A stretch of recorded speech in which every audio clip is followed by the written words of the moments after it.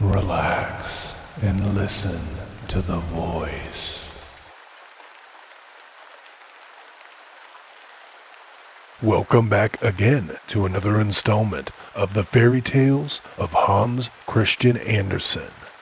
This makes volume 22 in the series. Please like this video, please subscribe to the channel, and please share this with your friends and family. Alright, here we go. Soup from a sausage skewer. "We had such an excellent dinner yesterday," said an old mouse of the female sex to another who had not been present at the feast. "I sat number 21 below the Mouse King, which was not a bad place. Shall I tell you what we had? Everything was first-rate. Moldy bread, tallow candle, and sausage. And then, when we had finished that course, the same came on all over again. It was as good as 2 feasts. We were very sociable, and there was as much joking and fun as if we had all been all of one family circle. Nothing was left but the sausage skewers, and this formed a subject of conversation till at last it turned to the proverb, soup from sausage skins, or, as the people in the neighboring county call it, soup from a sausage skewer. Everyone had heard the proverb, but no one had ever tasted the soup, much less prepared it. A capital toast was drunk to the inventor of the soup, and someone said he ought to be made a relieving officer to the poor. Was that not witty? Then the old Mouse King rose and promised that the young lady mouse who should learn how best to prepare this much-admired and savory soup should be his queen, and a year and a day should be allowed for the purpose. "That was not a bad proposal," said the other mouse. "but how is the soup made?" "Ah, that is more than I can tell you. All the young lady mice were asking the same question. They wished very much to be queen, but they did not want to take the trouble of going out into the world to learn how to make the soup, which was absolutely necessary to be done first. But it is not everyone who would care to leave her family or her happy corner by the fireside at home, even to be made queen. It is not always easy to find bacon and cheese rind in foreign lands every day, and it is not pleasant to have to endure hunger, and perhaps, after all, eaten up alive by the cat." Most probably, some such thoughts as these discouraged the majority from going out into the world to collect the required information. Only 4 mice gave notice that they were ready to set out on the journey. They were young and lively, but poor. Each of them wished to visit one of the 4 divisions of the world so that it might be seen which was the most favored by fortune. Everyone took a sausage skewer as a traveler's staff, and to remind them of the object of their journey. They left home in early May, and none of them returned till the 1st of May in the following year, and then only 3 of them. Nothing was seen or heard of the 4th, although the day of decision was close at hand. "Oh, yes, there is always some trouble mixed up with the greatest pleasure," said the Mouse King, but he gave orders that all the mice within a circle of many miles should be invited at once. They were to assemble in the kitchen, and the 3 traveled mice were to stand in a row before them, while a sausage skewer covered with crepe was to be stuck up instead of the missing mouse. No one dared to express an opinion until the king spoke and desired one of them to go on with her story. And now we shall hear what she said. what the first little mouse saw and heard on her travels. "When I first went out into the world," said the little mouse, "I fancied, as so many of my age do, that I already knew everything, but it was not so. It takes years to acquire great knowledge. I went at once to sea in a ship bound for the north. I had been told that the ship's cook must know how to prepare every dish at sea, and it is easy enough to do that with plenty of sides of bacon and large tubs of salt meat and moldy flour. There I found plenty of delicate food, but no opportunity for learning how to make soup from a sausage skewer. We sailed on for many days and nights. The ship rocked fearfully, and we did not escape without a wetting. As soon as we arrived at the port to which the ship was bound, I left it and went on shore at the place far towards the north. It is a wonderful thing to leave your own little corner at home, to hide yourself in a ship where there are sure to be some nice snug corners for shelter. Then suddenly to find yourself thousands of miles away in a foreign land. I saw large pathless forests of pine and birch trees, which smelt so strong that I sneezed and thought of sausage. There were great lakes also, which looked as black as ink at a distance, but were quite clear when I came close to them. Large swans were floating upon them, and I thought at first they were only foam. They lay so still, but when I saw them walk and fly, I knew what they were directly. They belonged to the goose species. One can see that by their walk. No one can attempt to disguise family descent. I kept with my own kind, and associated with the forest and field mice, who, however, knew very little, especially about what I wanted to know, and which had actually made me travel abroad. The idea that soup could be made from a sausage skewer was to them such an out-of-the-way, unlikely thought that it was repeated from one to another through the whole forest. They declared that the problem would never be solved, that the thing was an impossibility. How little I thought that in this place, on the very first night, I should be initiated into the manner of its preparation. It was the height of summer, which the mice told me was the reason that the forest smelt so strong, and that the herbs were so fragrant, and the lakes, with the white swimming swans, so dark, and yet so clear. On the margin of the wood, near to 3 or 4 houses, a pole, as large as the mainmast of a ship, had been erected, and from the summit hung wreaths of flowers and fluttering ribbons. It was the maypole. Lads and lasses danced around the pole, and tried to outdo the violins of their musicians with their singing. They were as merry as ever at sunset and in the moonlight, but I took no part in the merrymaking. What has a little mouse to do with a maypole dance? I sat in the soft moss and held my sausage skewer tight. The moon threw its beams particularly on one spot where stood a tree covered with exceedingly fine moss. I may almost venture to say that it was as fine and soft as the fur of the mouse king, but it was green, which is a color very agreeable to the eye. All at once I saw the most charming little people marching towards me. They did not reach higher than my knee. They looked like human beings, but were better proportioned, and they called themselves elves. Their clothes were very delicate and fine, for they were made of the leaves and flowers, trimmed with the wings of flies and gnats, and had not a bad effect, By their manner, it appeared as if they were seeking for something. I knew not what, till at last one of them espied me and came towards me, and the foremost pointed to my sausage skewer and said, "There, that's just what we want. See? It's pointed at the top. Is it not capital?"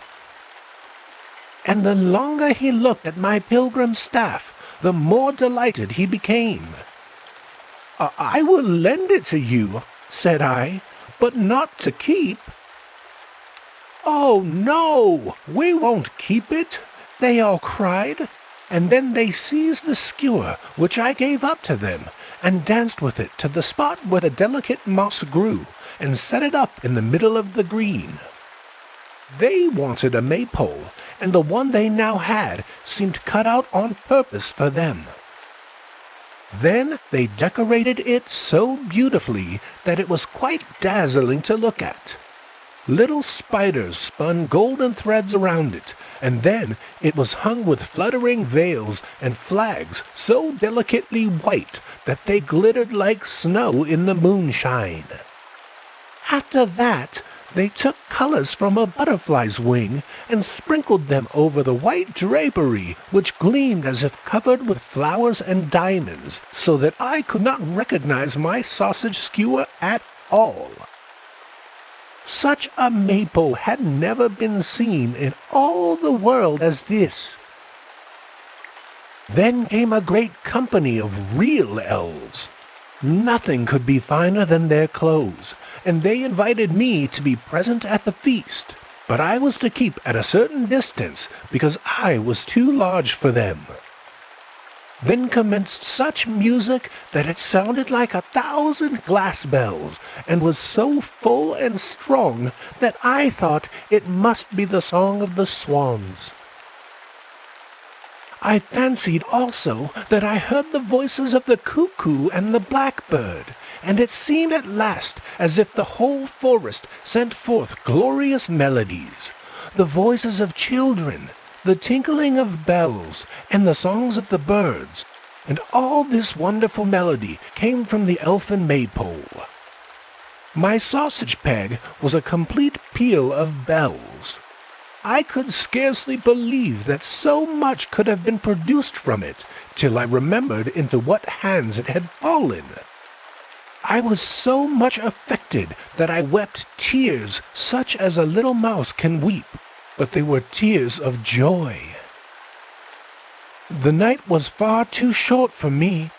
There are no long nights there in the summer, as we often have in this part of the world. When the morning dawned and the gentle breeze rippled the glassy mirror of the forest lake, all of the delicate veils and flags fluttered away into thin air. The waving garlands of the spider's web, the hanging bridges and galleries, or whatever else they may be called, vanished away as if they had never been. 6 elves brought me back my sausage skewer, and at the same time asked me to make any request which they would grant if in their power. So I begged them, if they could, to tell me how to make soup from a sausage skewer. "How do we make it?" said the chief of the elves with a smile. "Why, you have just seen it. You scarcely knew your sausage skewer again, I am sure." They think themselves very wise, thought I to myself. Then I told them all about it, and why I had traveled so far, and also what promise had been made at home to the one who should discover the method of preparing this soup. "What use will it be," I asked, "to the Mouse King or to our whole mighty kingdom that I have seen all these beautiful things? I cannot shake the sausage peg and say, 'Look, here is the skewer, and now the soup will come.' That would only produce a dish to be served when people were keeping a fast." Then the elf dipped his finger into a cup of a violet and said to me, "Look here, I will anoint your pilgrim staff, so that when you return to your own home and enter the king's castle, you have only to touch the king with your staff, and violets will spring forth and cover the whole of it, even in the coldest winter time. So, I think I have given you really something to carry home, and a little more than something." But before the little mouse explained what this something more was, she stretched her staff out to the king, and as it touched him, the most beautiful bunch of violets sprang forth and filled the place with perfume. The smell was so powerful that the Mouse King ordered the mice who stood nearest the chimney to thrust their tails into the fire, that there might be a smell of burning, for the perfume of the violets was overpowering, and not the sort of scent that everyone liked. "But what was the something more of which you spoke just now?" asked the Mouse King. "Why," answered the little mouse, "I think it is what they call effect." and thereupon she turned the staff around, and behold, not a single flower was to be seen upon it. She now only held the naked skewer, and lifted it up as a conductor lifts his baton at a concert. "Violets," the elf told me, continued the mouse, "are for the sight, the smell, and the touch. So we have only now to produce the effect of hearing and tasting." And then, as the little mouse beat time with her staff, there came sounds of music, not such music as was heard in the forest at the elfin feast, but such as is often heard in the kitchen, the sounds of boiling and roasting. It came quite suddenly, like wind rushing through the chimneys, and seemed as if every pot and kettle were boiling over. The fire shovel clattered down on the brass fender, and then, quite as suddenly, all was still. Nothing could be heard but the light, vapory song of the tea kettle, which was quite wonderful to hear, for no one could rightly distinguish whether the kettle was just beginning to boil or going to stop. And the little pot steamed, and the great pot simmered, but without any regard for each. Indeed, there seemed no sense in the pots at all. And as the little mouse waved her batons still more wildly, the pots foamed and threw up bubbles and boiled over, while again the wind roared and whistled through the chimney, and at last there was such a terrible hubbub that the little mouse let her stick fall. "That is a strange sort of soup," said the Mouse King. "Shall we not now hear about the preparation?" "That is all," answered the little mouse with a bow. "That's all?" said the Mouse King. "Then we shall be glad to hear what information the next may have to give us." What the second mouse had to tell. "I was born in a library at a castle," said the second mouse. "Very few members of our family ever had the good fortune to get into the dining room, much less the storeroom. On my journey, and here today, are the only times I have ever seen a kitchen. We were often obliged to suffer hunger in the library, but then we gained a great deal of knowledge. The rumor reached us of the royal prize offered to those who should be able to make some soup from a sausage skewer. Then my old grandmother sought out a manuscript, which, however, she could not read, but had heard it read, and in it was written, 'Those who are poets can make soup of sausage skewers.' She then asked me if I was a poet. I felt myself quite innocent of any such pretensions. Then she said I must go out and make myself a poet. I asked again what I should be required to do, for it seemed to me quite as difficult as to find out how to make soup of a sausage skewer. My grandmother had heard a great deal of reading in her day, and she told me 3 principal qualifications were necessary: understanding, imagination, and feeling. If you can manage to acquire these three, you will be a poet, and the sausage skewer soup will be quite easy to you. So I went forth into the world and turned my steps towards the west, that I might become a poet. Understanding is the most important matter in everything. I knew that, for the two other qualifications are not thought much of. So I went first to seek for understanding. Where was I to find it? "Go to the ant and learn wisdom," said the great Jewish king. I knew that from living in a library. So I went straight on till I came to the first great ant hill, and then I set myself to watch, that I might become wise. The ants are a very respectable people. They are wisdom itself. All they do is like the working of a sum in arithmetic, which comes right. To work and to lay eggs, say they, and to provide for posterity is to live out your time properly, and that they truly do. They are divided into the clean and the dirty ants. Their rank is pointed out by a number, and the ant queen is number 1, and her opinion is the only correct one on everything. She seems to have the whole wisdom of the world in her, which was just the important matter I wished to acquire. She said a great deal which was no doubt very clever, yet to me it sounded like nonsense. She said the ant-hill was the loftiest thing in the world, and yet close to the mound stood a tall tree, which no one could deny was loftier, much loftier, but no mention was made of the tree. One evening an ant lost herself on this tree. She had crept up the stem, not nearly to the top, but higher than any ant had ever ventured. And when at last she returned home, she said that she had found something in her travels much higher than the ant-hill. The rest of the ants considered this an insult to the whole community, so she was condemned to wear a muzzle and to live in perpetual solitude.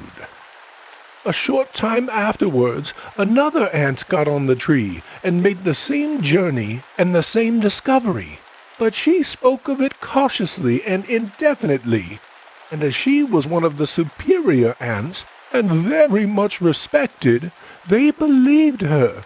And when she died, they erected an eggshell as a monument to her memory, for they cultivated a great respect for science. I saw, said the little mouse, that the ants were always running to and fro with their burdens on their backs. Once I saw one of them drop her load. She gave herself a great deal of trouble in trying to raise it again, but she could not succeed. Then 2 others came up and tried with all their strength to help her, till they nearly dropped their own burdens in doing so. Then they were obliged to stop for a moment in their help, for everyone must think of himself first. And the ant-queen remarked that their conduct that day showed that they possessed kind hearts and good understanding. These 2 qualities, she continued, place us ants in the highest degree above all other reasonable beings. Understanding must therefore be seen among us in the most prominent manner, and my wisdom is greater than all. And so saying, she raised herself on her 2 hind legs, that no one else might be mistaken for her. I could not therefore make an error, so I ate her up. We are to go to the ants to learn wisdom, and I had got the queen.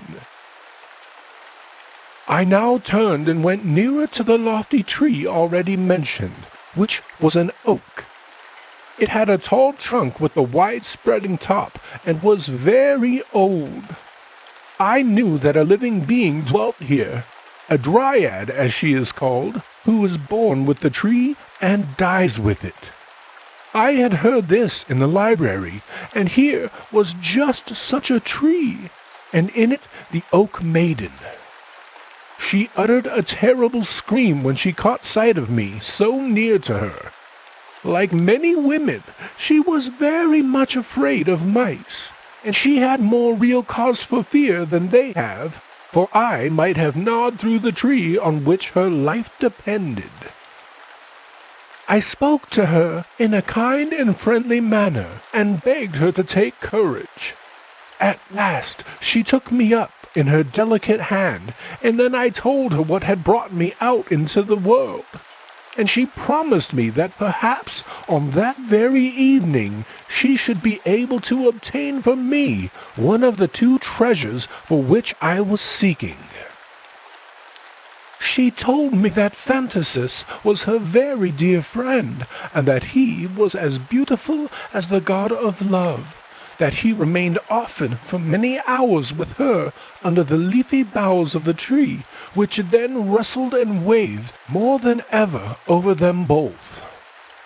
He called her his dryad, she said, and the tree his tree, for the grand old oak, with its gnarled trunk, was just to his taste.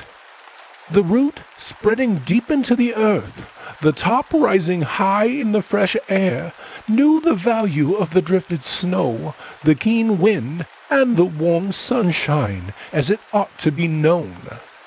Yes, continued the dryad, the birds sing up above in the branches and talk to each other about the beautiful fields they have visited in foreign lands, and on one of the withered boughs a stork has built his nest. It is beautifully arranged, and besides, it is pleasant to hear a little about the land of the pyramids.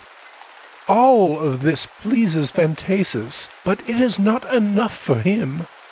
I am obliged to relate to him of my life in the woods, and to go back to my childhood, when I was little, and the tree so small and delicate that a stinging nettle could overshadow it.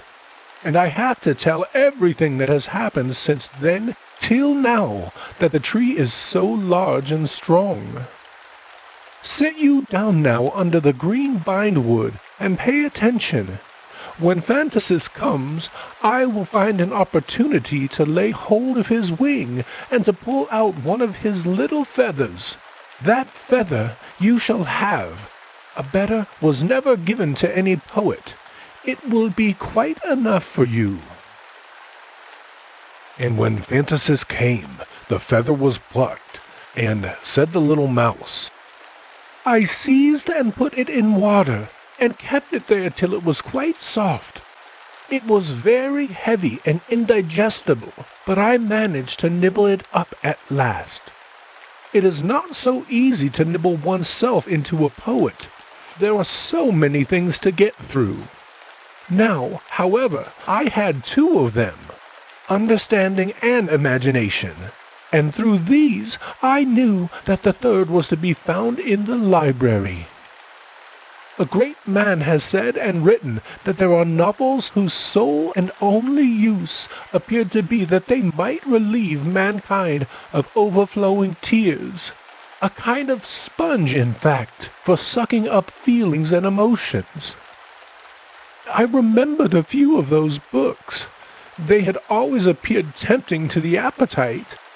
They had been much read, and were so greasy that they must have absorbed no end of emotions in themselves. I retraced my steps to the library, and literally devoured a whole novel. That is, properly speaking, the interior or soft part of it. The crust or binding I left. When I had digested not only this, but a second, I felt a stirring within me. Then I ate a small piece of a third romance, and felt myself a poet. I said it to myself, and told others the same. I had headache and backache, and I cannot tell what aches besides. I thought over all the stories that may be said to be connected with sausage pegs, and all that has ever been written about skewers and sticks and staves and splinters. They all came to my thoughts. The Ant Queen must have had a wonderfully clear understanding. I remember the man who placed the white stick in his mouth by which he could make himself and the stick invisible. I thought of sticks as hobby horses, staves of music or rhyme, of breaking a stick over a man's back, and heaven knows how many more phrases of the same sort relating to sticks, staves, and skewers. All my thoughts rain on skewers, sticks of wood, and staves.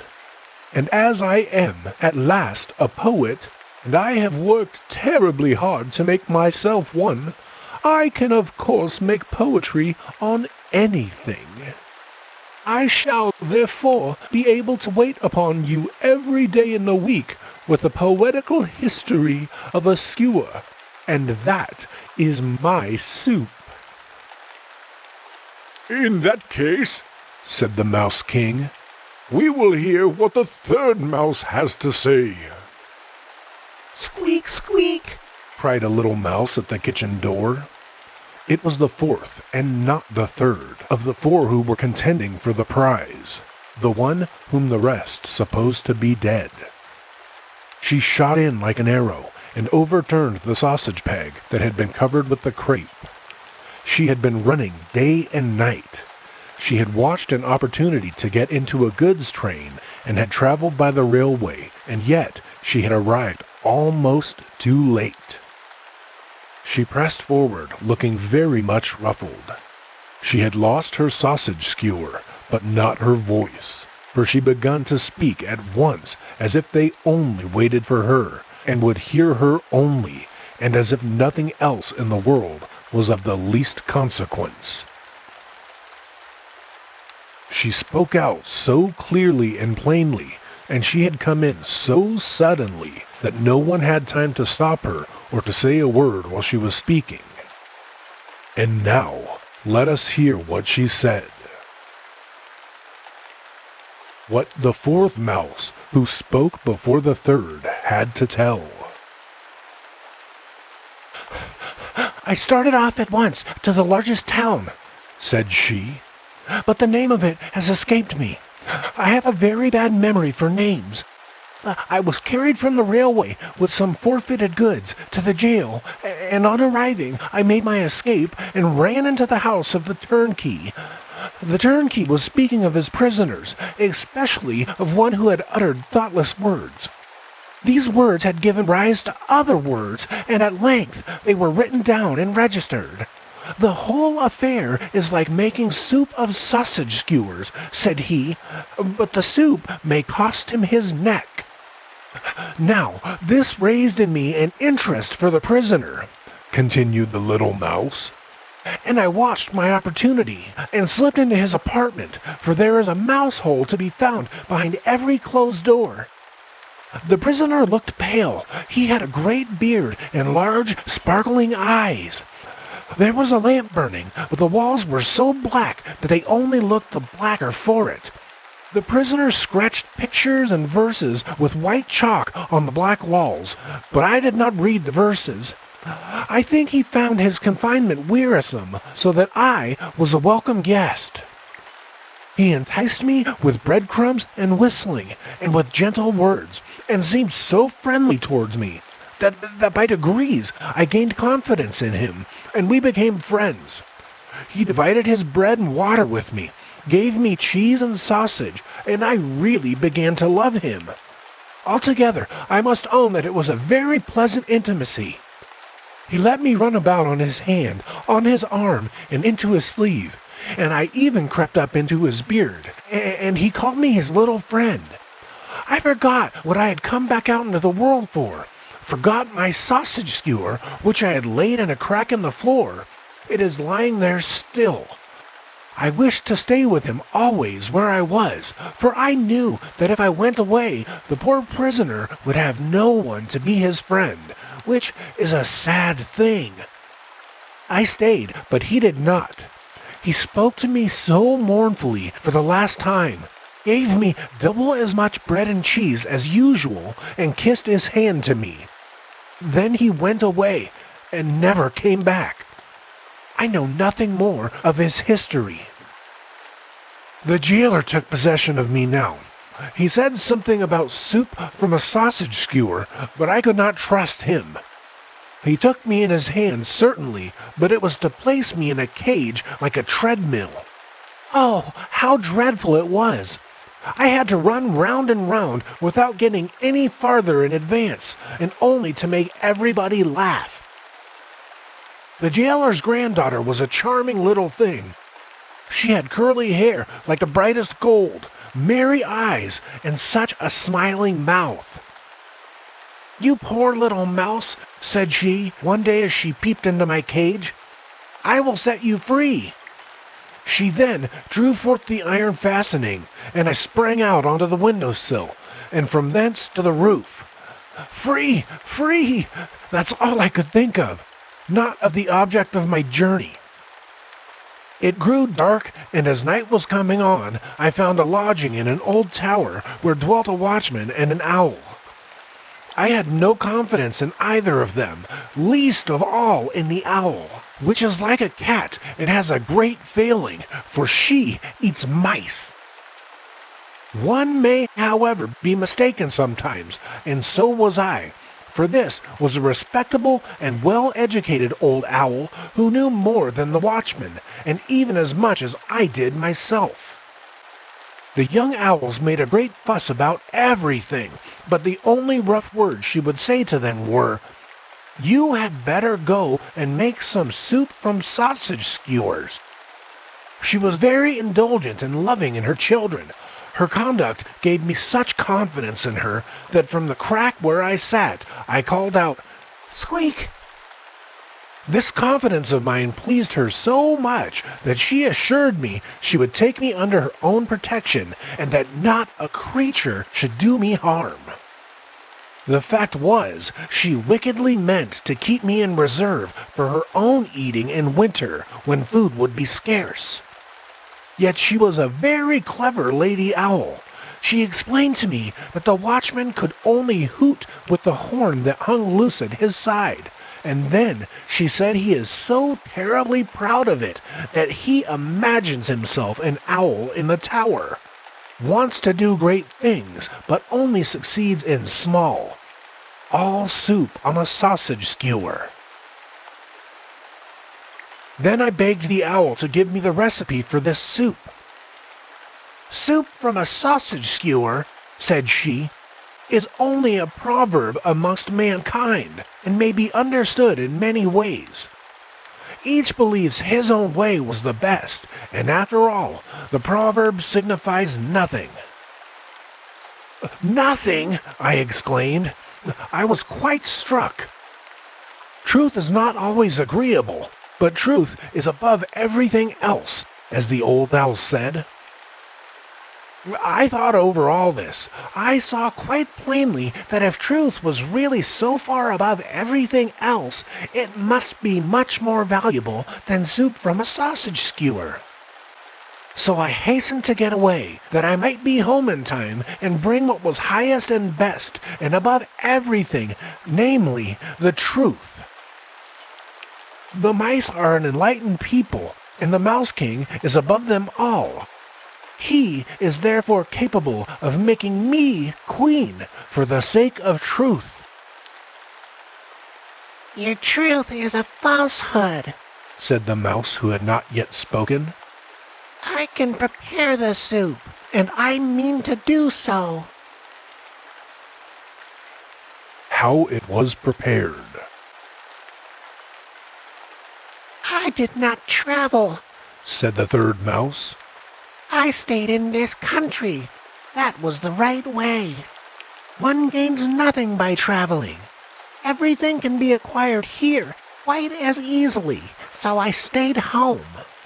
I have not obtained what I know from supernatural beings.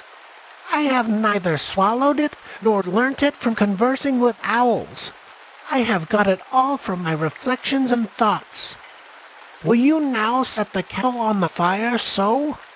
Now pour the water in, quite full, up to the brim. Place it on the fire. Make up a good blaze. Keep it burning, that the water may boil. It must boil over and over. There, now I throw in the skewer. Will the Mouse King be pleased now to dip his tail into the boiling water and stir it round with the tail? The longer the king stirs it, the stronger the soup will become. Nothing more is necessary, only to stir it. Can no one else do this? Asked the king. No, No, Said the mouse. only in the tail of the Mouse King is the power contained. And the water boiled and bubbled as the Mouse King stood close beside the kettle.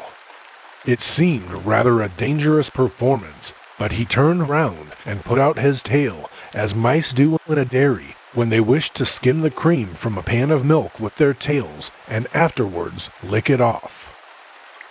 But the Mouse King's tail had only just touched the hot steam when he sprang away from the chimney in a great hurry, exclaiming, "Oh, certainly, by all means, you must be my queen, and we will let the soup question rest till our golden wedding, 50 years hence, so that the poor in my kingdom, who are then to have plenty of food, will have something to look forward to for a long time with great joy."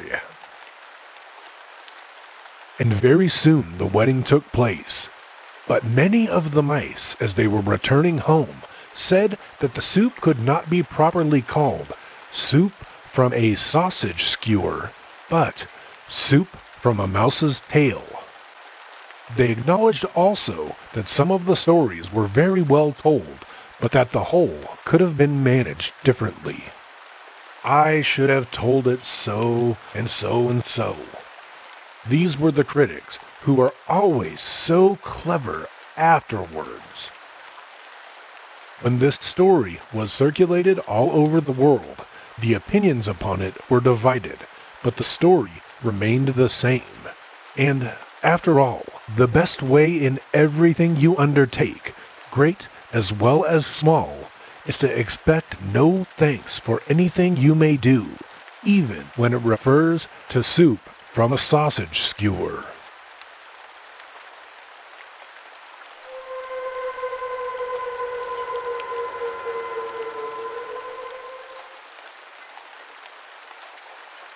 Something. I mean to be somebody, and to do something useful in the world, said the eldest of 5 brothers. I don't care how humble my position is, so that I can only do some good, which will be something. I intend to be a brickmaker. Bricks are always wanted, and I shall be really doing something. Your something is not enough for me, said the second brother. What you talk of doing is nothing at all. It's a journeyman's work, or might even be done by a machine. No, I should prefer to be a builder at once. There is something real in that. A man gains a position. He becomes a citizen, has his own sign, his own house of call for his workmen. So I shall be a builder. If all goes well, in time I shall become a master and have my own journeyman, and my wife will be treated as a master's wife. This is what I call something. I call it nothing, said the third. Not in reality any position. There are many in a town far above a master builder in position. You may be an upright man, but even as a master, you will only be ranked among common men. I know better what to do than that. I will be an architect, which will place me among those who possess riches and intellect, and who speculate in art. I shall certainly have to rise by my own endeavors from a bricklayer's laborer, or as a carpenter's apprentice, a lad wearing a paper cap, although I now wear a silk hat. I shall have to fetch beer and spirits for the journeymen, and they will call me thou, which will be an insult. I shall endure it, however, for I shall look upon it as a mere representation, a masquerade, a mummery, which tomorrow, that is, when I myself a journeyman shall have served my time, will vanish, and I shall go my way, and all that has passed will be nothing to me. Then I shall enter the academy and get instructed in drawing and be called an architect. I may even attain to rank and have something placed before or after my name, and I shall build as others have done before me. By this there will always be something to make me remembered, and is not that worth living for? Not in my opinion, said the fourth. I will never follow the lead of others, and only imitate what they have done. I will be a genius and become greater than all of you together. I will create a new style of building and introduce a plan for erecting houses suitable to the climate with material easily obtained in the country, and thus suit national feeling and the developments of the age, besides building a story for my own genius. But supporting the climate and the material are not good for much, said the fifth brother. That would be very unfortunate for you, and have an influence over your experiments. Nationality may assert itself until it becomes affectation, and the developments of a century may run wild, as youth often does. I see clearly that none of you will ever really be anything worth notice, however you may now fancy it. But do as you like. I shall not imitate you. I mean to keep clear of all these things and criticize what you do. In every action something imperfect may be discovered, something not right, which I shall make it my business to find out and expose. That will be something, I fancy. And he kept his word and became a critic. People said of this fifth brother, there is something very precise about him. He has a good headpiece, but he does nothing. And on that very account, they thought he must be something. Now you see, this is a little history which will never end as long as the world exists. There will always be men like these five brothers. And what became of them? Were they each nothing or something? You shall hear.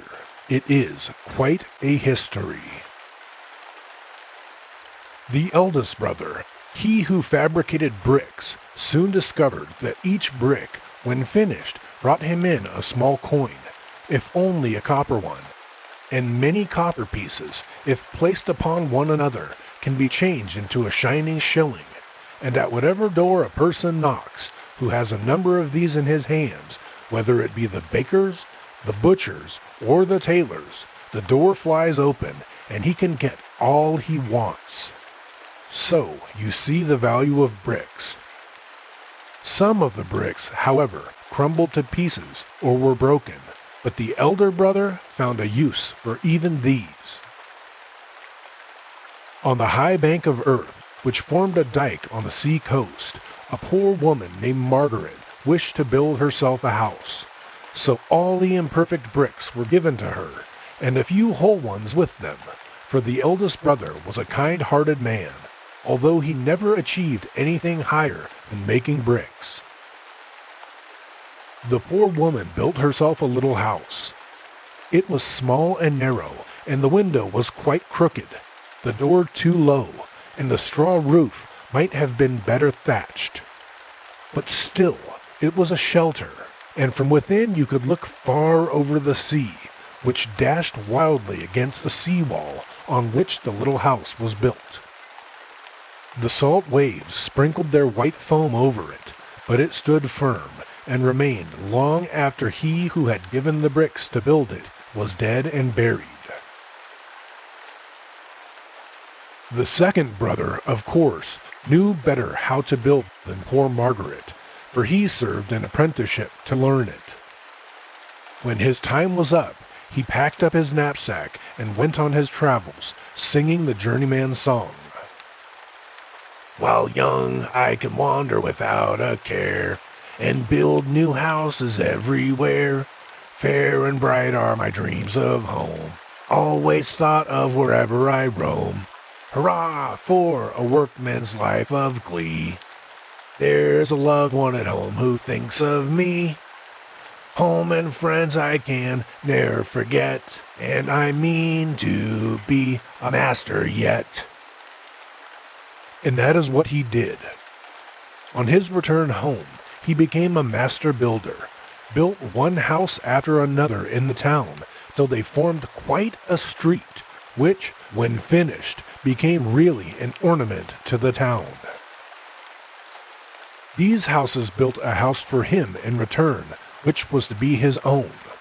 But how can houses build a house? If the houses were asked, they could not answer, but the people would understand and say, "Certainly the street built his house for him." It was not very large, and the floor was of lime, but when he danced with his bride on the lime-covered floor, it was to him white and shining, and from every stone in the wall flowers seemed to spring forth and decorate the room as with the richest tapestry. It was really a pretty house, and in it they were a happy pair. The flag of the corporation fluttered before it, and the journeymen and the apprentices shouted, "Hurrah!" He had gained his position. He had made himself something. And at last he died, which was something too. Now we come to the architect, the third brother, who had been first a carpenter's apprentice, had worn a cap, and served as an errand boy, but afterwards went to the academy and risen to be an architect, a high and noble gentleman. Ah, yes, the houses of the new street, which the brother who was a master builder erected, may have built his house for him, but the street received its name from the architect, and the handsomest house in the street became his property. That was something, and he was something, for he had a list of titles before and after his name. His children were called well-born, and when he died, his widow was treated as a lady of position, and that was something. His name remained always written at the corner of the street, and lived in everyone's mouth as its name. Yes, this was also something. And what about the genius of the family, the fourth brother, who wanted to invent something new and original? He tried to build a lofty story himself, but it fell to pieces, and he fell with it, and broke his neck. However, he had a splendid funeral, with the city flags and music in the procession. Flowers were strewn on the pavement, and 3 orations were spoken over his grave, each one longer than the other. He would have liked this very much during his life, as well as the poems about him in the papers, for he liked nothing so well as to be talked of. A monument was also erected over his grave. It was only another story over him, but that was something.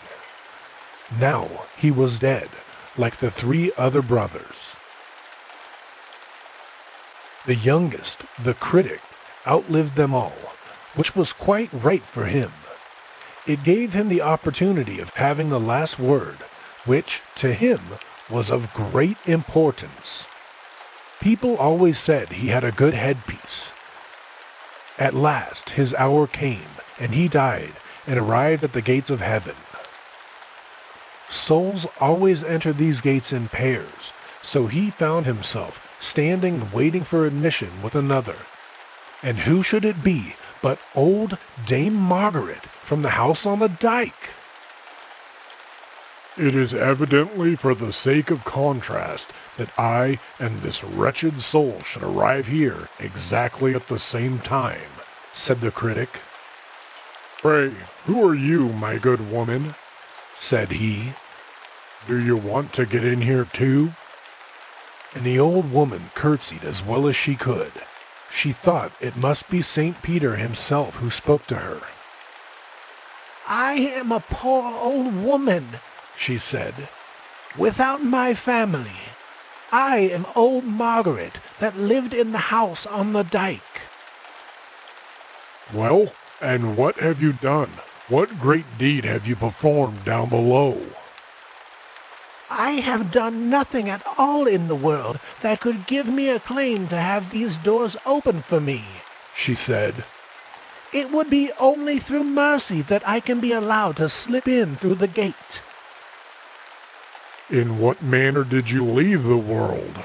he asked, just for the sake of saying something, for it made him feel very weary to stand there and wait. How I left the world? She replied. Why, I can scarcely tell you.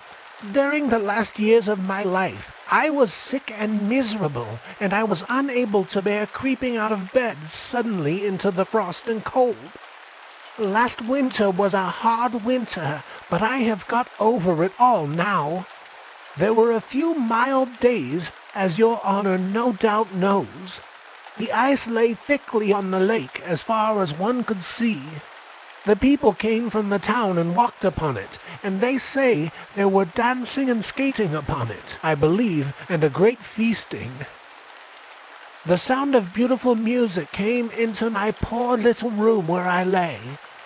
Towards evening, when the moon rose beautifully, though not yet in her full splendor, I glanced from my bed over the wide sea, and there, just where the sea and sky met, rose a curious white cloud.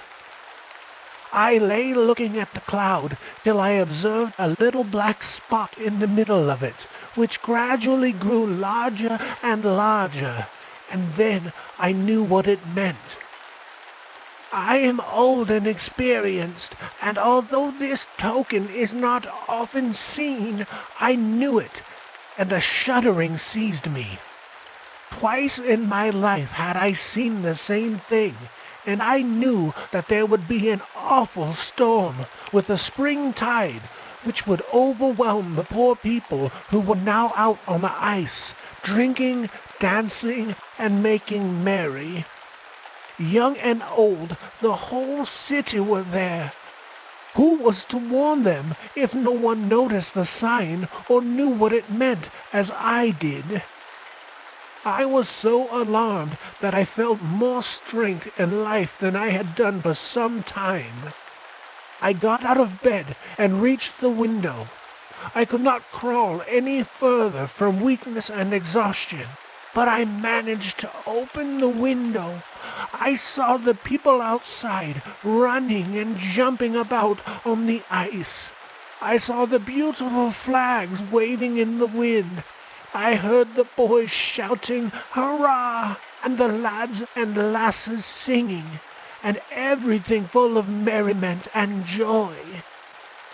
But there was the white cloud with the black spot hanging over them. I cried out as loudly as I could, but no one heard me. I was too far off from the people. Soon would the storm burst, the ice break, and all who were on it be irretrievably lost. They could not hear me, and to go to them was quite out of my power. Oh, if I could only get them safe on land! Then came the thought, as if from heaven, that I would rather set fire to my bed and let the house be burned down than that so many people should perish miserably. I got a light, and in a few moments the red flames leapt up as a beacon to them. I escaped, fortunately, as far as the threshold of the door, but there I fell down and remained. I could go no further. The flames rushed out towards me, flickered on the window, and rose high above the roof. The people on the ice became aware of the fire and ran as fast as possible to help a poor sick woman who, as they thought, was being burnt to death. There was not one who did not run. I heard them coming, and I also, at the same time, was conscious of a rush of air and a sound like the roar of heavy artillery. The spring flood was lifting the ice covering, which broke into 1,000 pieces. But the people had reached the seawall, where the sparks were flying round. I had saved them all, but I suppose I could not survive the cold and fright. So I came up here to the gates of paradise. I am told they are open to poor creatures such as I am, and I have now no house left on earth. But I do not think that will give me a claim to be admitted here. Then the gates were opened, and an angel led the old woman in. She had dropped one little straw out of her straw bed when she set it on fire to save the lives of so many. It had been changed into the purest gold, into gold that constantly grew and expanded into flowers and fruit of immortal beauty. "See," said the angel, pointing to the wonderful straw. "this is what the poor woman has brought. What dost thou bring? I know thou hast accomplished nothing, not even made a single brick. Even if thou couldst return and at least produce so much, very likely, when made, the brick would be useless, unless done with a good will, which is always something. But thou canst not return to earth, and I can do nothing for thee." Then the poor soul, the old mother who had lived in the house on the dike, pleaded for him. She said, His brother made all the stone and bricks and sent them to me to build my poor little dwelling, which was a great deal to do for a poor woman like me. Could not all these bricks and pieces be as a wall of stone to prevail for him? It is an act of mercy. He is wanting it now, and here is the very fountain of mercy. "Then," said the angel, "thy brother, he who has been looked upon as the meanest of you all, he whose honest deeds to thee appeared so humble, it is he who has sent you this heavenly gift. Thou shalt not be turned away. Thou shalt have permission to stand without the gate and reflect and repent of thy life on earth, but thou shalt not be admitted here until thou hast performed one good deed of repentance, which will indeed for thee be something." "I could have expressed that better," thought the critic, but he did not say it aloud, which for him was something after all.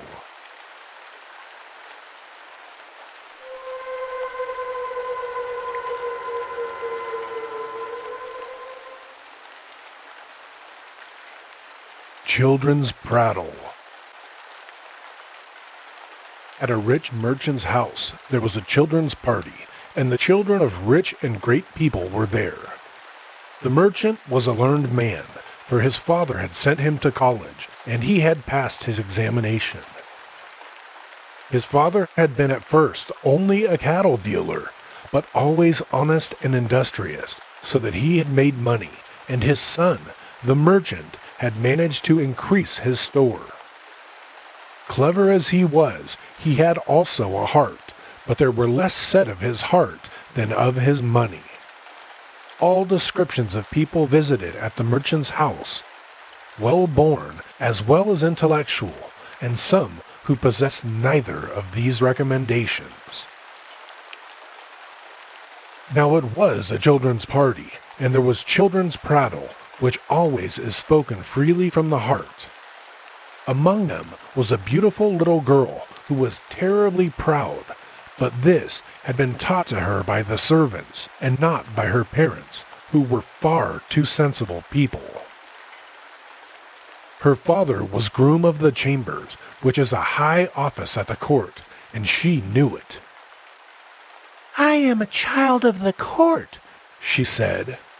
Now she might just as well have been a child of the cellar, for no one can help his birth.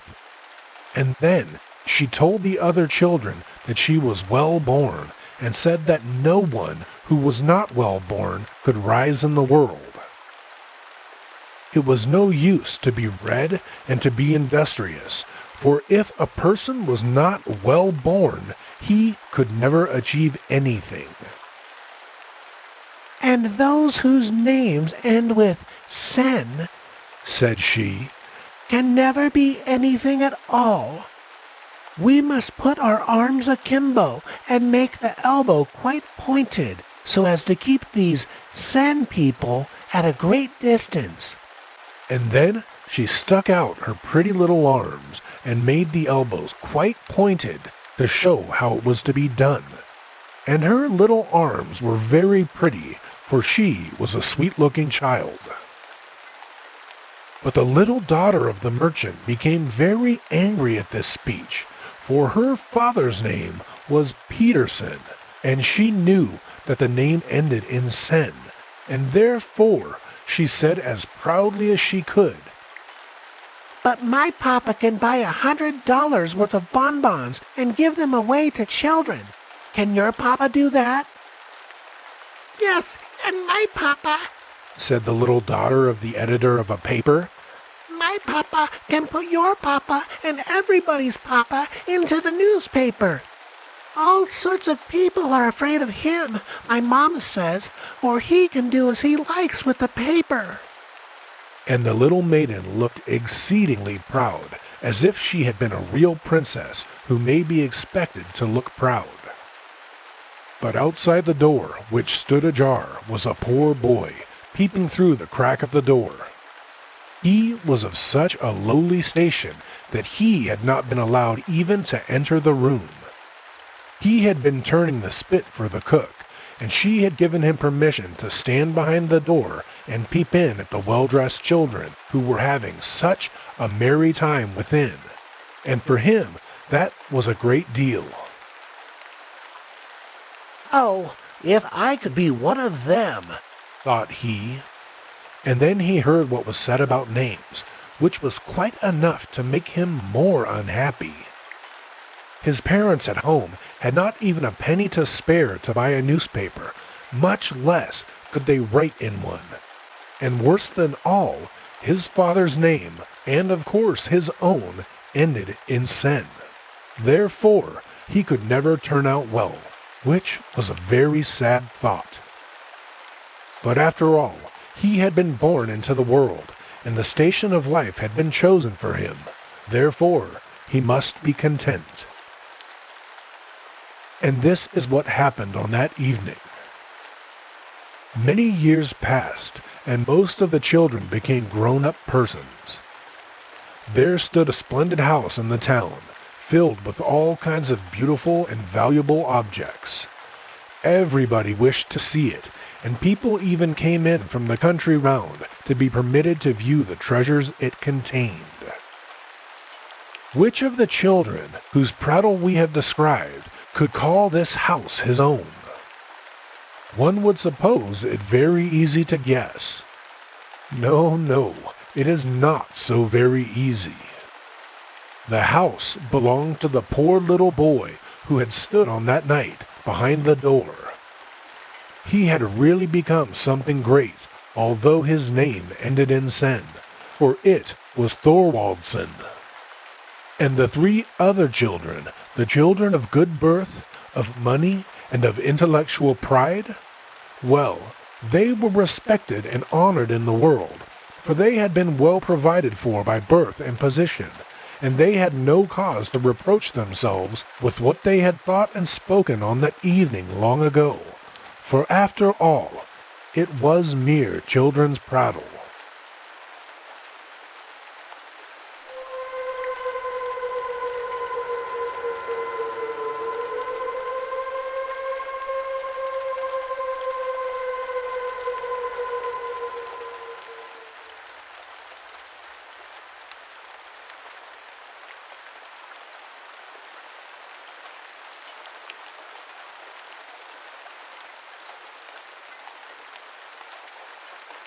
And there we have it, the fairy tales of Hans Christian Andersen, Volume 22.